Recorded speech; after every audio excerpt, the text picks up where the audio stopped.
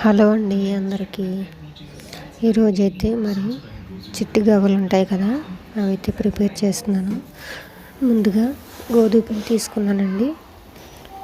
Quantity వచ్చేసి 1 kilo గోధుమ పిండికి 1/2 కిలో ఉప్మా రవ్వ, బొంబాయి రవ్వ అంటాం కదా, అదైతే వేయాలండి. కొంచెం సాల్ట్ వేసుకుని వేడి వేడి నూనె కాగించి కొద్దిగా వేసుకున్నానండి. నెక్స్ట్ చపాతీ పిండిలా కలిపేసుకోవడమే.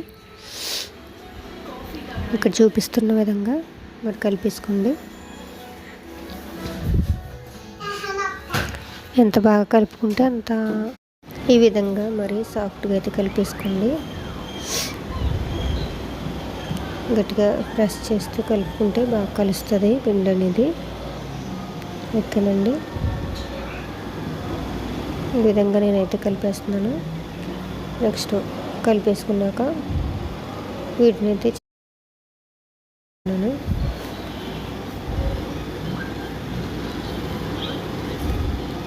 ఇలా చేసుకోవడం వల్ల ఏంటంటే మనకి షేప్ అనేది బాగా వస్తుంది అన్నమాట.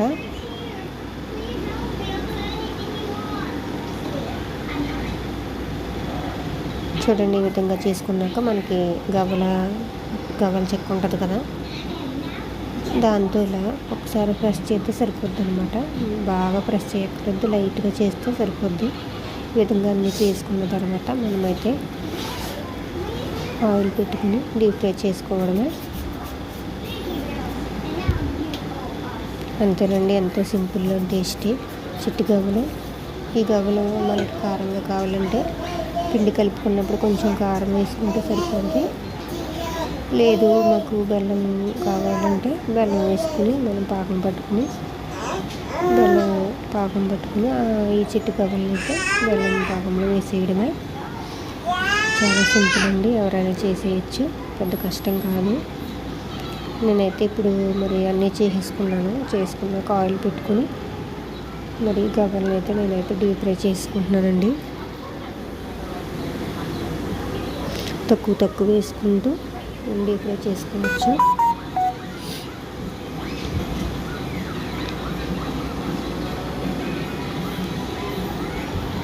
ఈ విధంగా మరి గవ్వలను అయితే మనం నూనెలో అయితే వేయించేసుకోవాలి. నేనైతే చూపిస్తున్నాను చూడండి, ఈ విధంగా వేసేసుకోవాలి. ఒకవేళ అన్నీ ఒకదాని మీద ఒకటి ఉన్నా సరే ఆయిల్లో వేసిన తర్వాత అవి విడిపోతాయి, ప్రాబ్లం ఏం లేదు. అంటుకుపోతాయి అన్న భయం ఏమీ లేదు. ఆయిల్లో వేయగానే వేటికి అవి విడిపోతాయండి. కొన్ని వేసుకున్నాక అవి వేగిన తర్వాత మిగతా వేసుకుందాం. చూడండి, ఈ విధంగా వేగుతున్నాయి.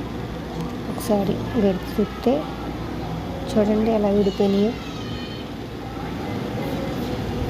ఇలా విడిపోతాయి అన్నమాట వేగిన తర్వాత.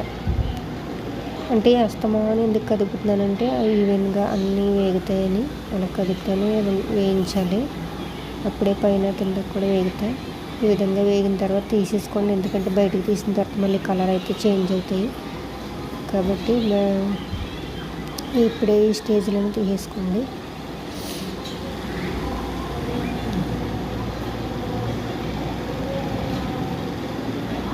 ఈ విధంగా అయితే అన్ని గవ్వలను నేనైతే ఫ్రై చేసుకున్నాను. మీకు ఈ వీడియో కనుక నచ్చితే లైక్ చేసి షేర్ చేయండి. Thank you for watching.